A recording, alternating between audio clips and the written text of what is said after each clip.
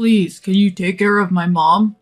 I was stunned as I looked down at my husband, who was imploring me without even glancing away.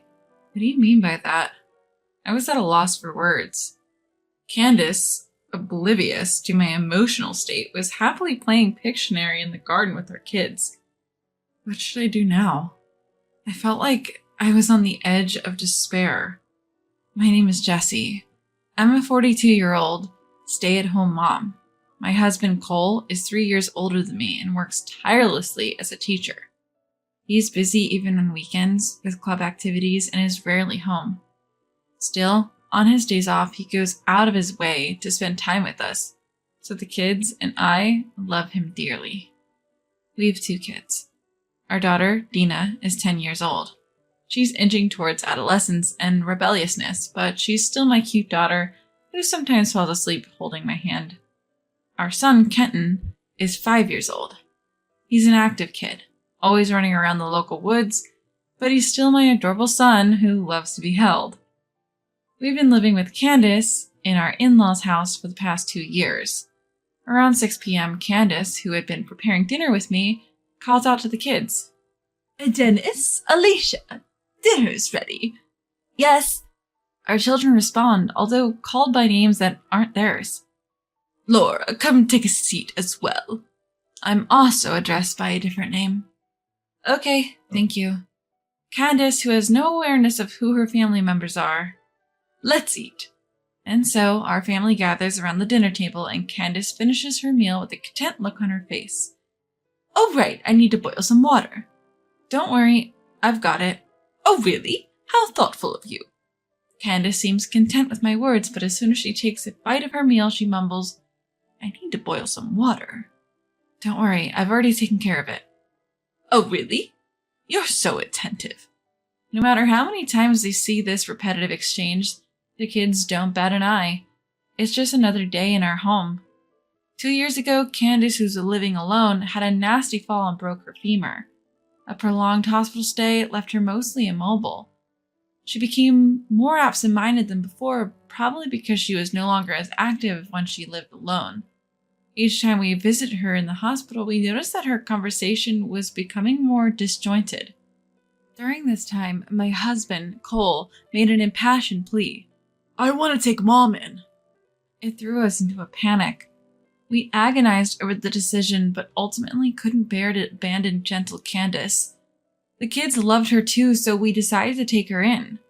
At first, the children were confused, but they saw how happy it made Candace when they responded to her, and they accepted the new living arrangement.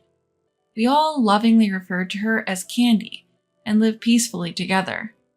Then came an unwelcome intruder into our peaceful life. Lillian, Cole's older sister. How could you let Mom do household chores, Jessie? Aren't you ashamed as Cole's wife? Lillian, who'd shown her face after 6 months, frowned upon seeing Candace sweeping the floor. But doing chores actually keeps her energetic. Even the doctor recommended it. Stop making excuses. You're a stay-at-home mom living off Cole's income and Mom's pension. You're like a hyena.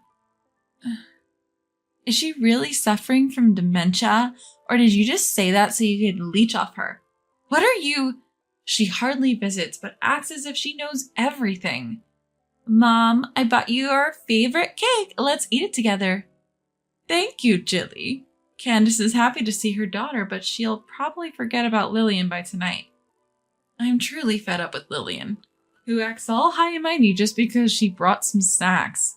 Not only did Cole have an older sister by 5 years, but he also had an older brother, Jack, who was 2 years his senior.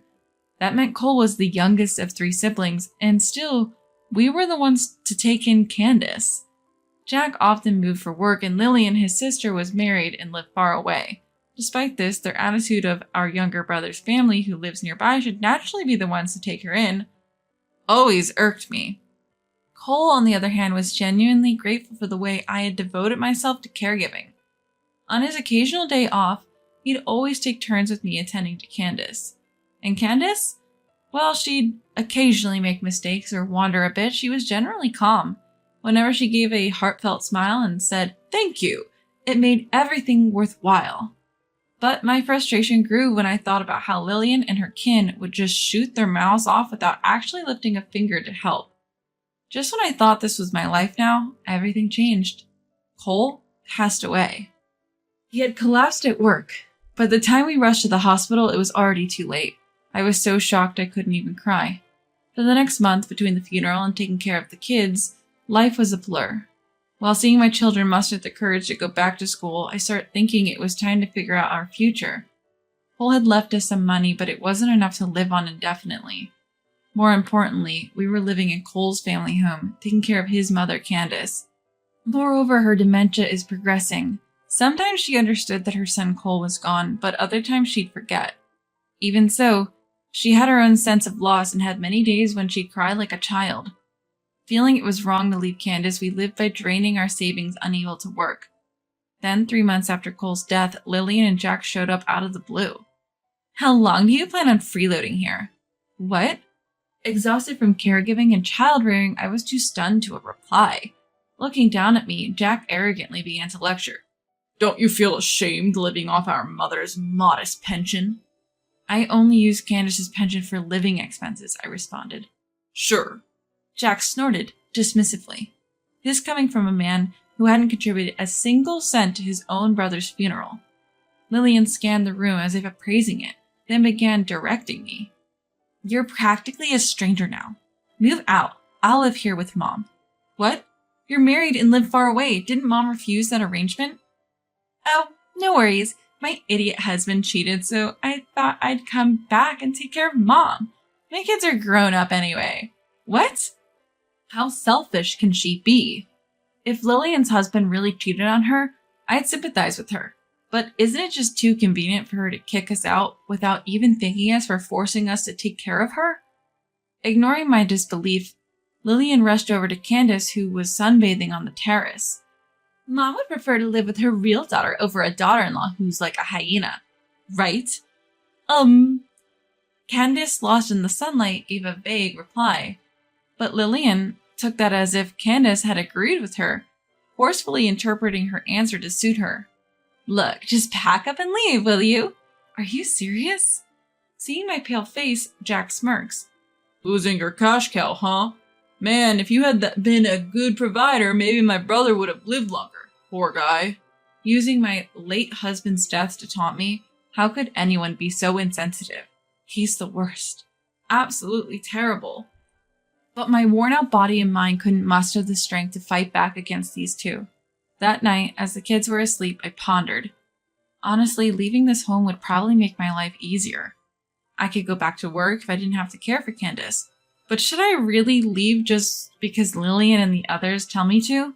Wouldn't that be abandoning Candace? Would my late husband Cole be disappointed? These negative thoughts swirled around in my head. Suddenly, I realized Candace was standing next to me. "Jessie." "Candace, what's up? Need to go to the bathroom?"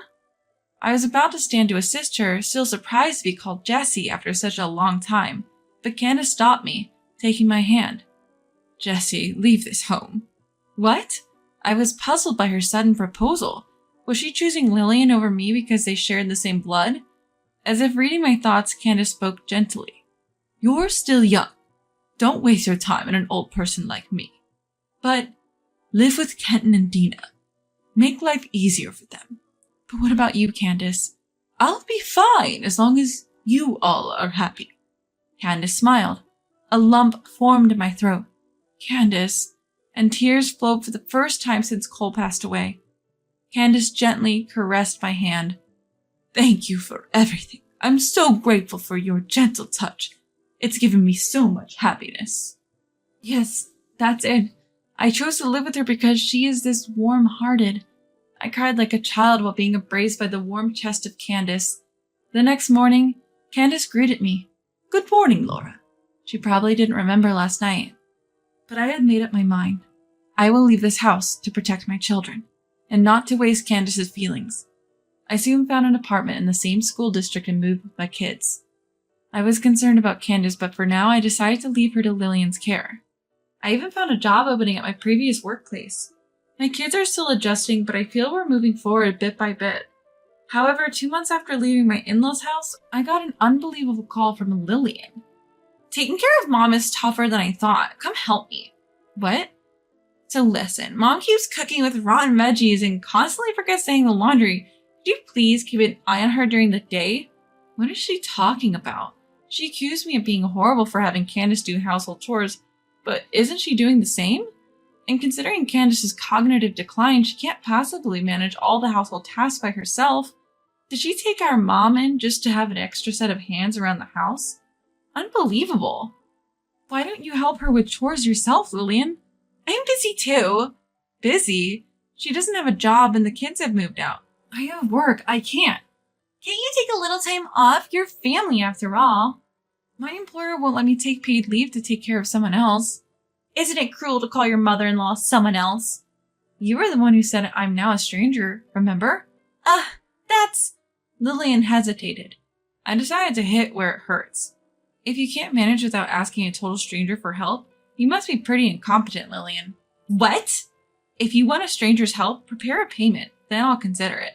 You're so greedy. I can't believe my brother married you. I'll never ask for your help again. Fine by me. She hung up angrily. I felt relieved that I finally stood up to her. I'm concerned about Candace, but helping now would just make me a pawn in Lillian's games. She must have some pride. She won't mistreat Candace for a while.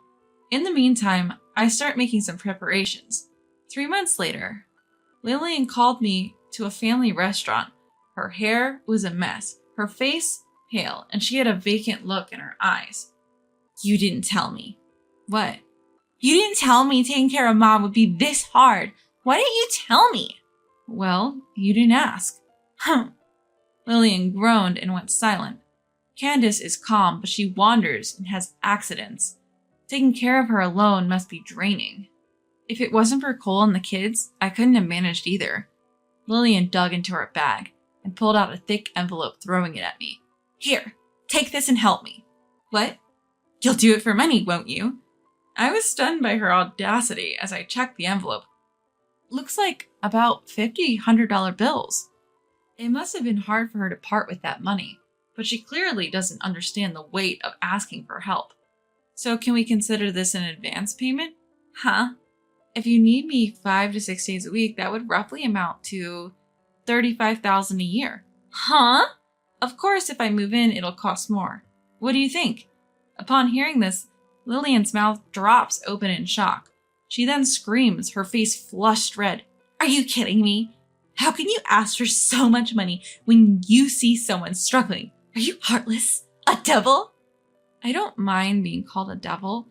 Asking for help has its costs. I have my own kids to take care of. I don't have the luxury of volunteering. Ugh. You get it now.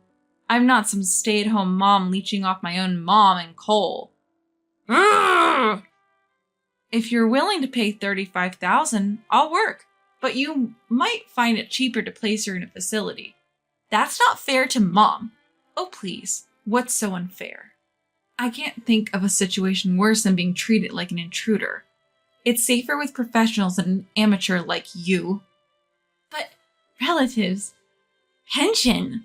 So frustrating. So it's about appearances and money. Which is worse? Didn't you get alimony from your husband for his affair? That's... Wait, you didn't?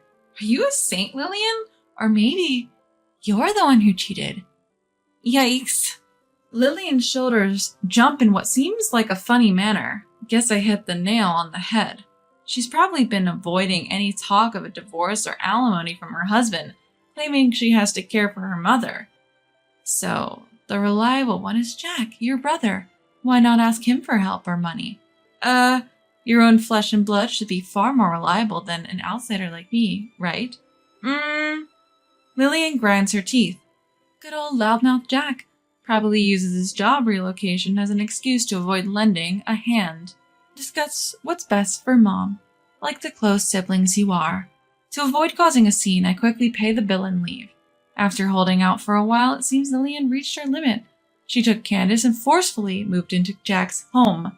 Jack's wife and kids, disgusted by the arguments over Candace's care between Lillian and Jack, feared they might get burdened with it too and left the house. That tells you how poorly Jack has been treating his family. Abandoned by his family and at a loss, Jack apparently told Lillian and Candace to leave the house. He said he'd pay for Candace's assisted living facility. About a year ago, Lillian, once full-bodied, had become incredibly thin. She told me, "I've decided to put Mom in a facility." I've been researching for 6 months and immediately suggested the perfect nursing home for Candace. Lillian, like a shell of her former self, was talking incoherently, but I took it as consent and started the admission process. Finally, Candace found her final home, and I could see her too. Now there's no need to worry about both of us collapsing, nor will we be berated by Lillian and Jack. I can talk to Candace freely and peacefully. This is the best way I can give back while raising my own children. Candace gently patted my hand, making me tear up just like she used to. "Something sad happened, huh? Don't worry. I'll protect you, Laura." She doesn't call me by my name, but Candace's hand and voice are still warm. "Thank you, Candy. I'll visit you a lot from now on." When I smiled, Candace also smiled joyfully. Since then, Candace has been peacefully living in the facility I chose for her. I'd heard Candace's family were fishermen, so I selected a quiet facility with a sea view. It's reassuring to see her enjoying a peaceful life, just as my preliminary research suggested. Candace is gentle and charming, so it seems she's popular with both staff and the residents. Whenever I visit, she's surrounded by people and looks happy. Meanwhile, Jack seems to be in a constant divorce mediation, unable to win back his family's hearts. Though free from caring for Candace, Lillian's income is zero, as Candace's pension is used for her facility fees. With no other option, she's working part-time, scolded by a boss 20 years her junior. She's also dodging talks of divorce and will likely face mediation soon. Lillian does visit Candace, but avoids meeting me, as it's awkward for her. I feel like my goal of ensuring peace for both Candace and our families has been achieved. Lillian can go live her own life. "Soon you should get married too, Laura." As we were walking by the beach, Candace murmured, "I wonder how old she thinks I am," as I reply, "if I find the right person." "You'll find a man with a gentle mother-in-law, like you, because you're beautiful and kind," Candace assures me. That would be nice. I gently hold Candace's hand. "I'd love to marry a man with a gentle mother-in-law like you, Candy." The comforting sound of the waves washing up on the sandy shore resonated in our hearts